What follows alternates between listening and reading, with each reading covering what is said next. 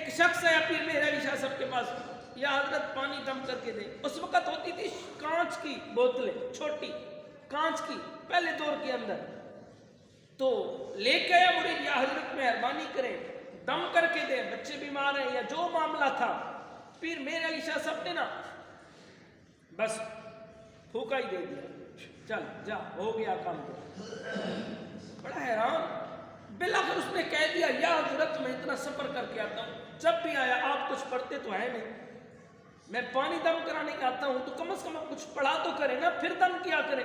پڑھتے نہیں ہیں، بس ابھی سامنے رکھتے ہیں، آپ بھوکا لگاتے ہیں، چل بھی لے جاؤ.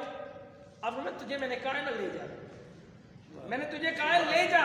اب نے آج میرے سامنے کچھ پڑھے دم کرے پھر لے کے جاؤں گا. جب اس نے اصرار کیا نا، لیکن اللہ کے ولی تو اللہ کے ولی ہوتے ہیں نا.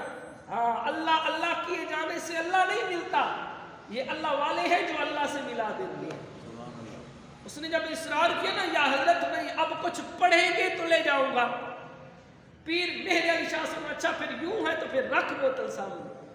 پیر مہر علی شاہ صاحب کے سامنے بوتل رکھی نا، تو پیر مہر علی شاہ صاحب نے پتہ کیا پڑھا؟ بسم اللہ الرحمن الرحیم پڑھ کے نا یوں کیا، جا بس یہ دم کرنا تھا. بسم اللہ پڑھ کے بوتل کے ٹکڑے ہو گئے، بوتل کے ٹکڑے ہو گئے.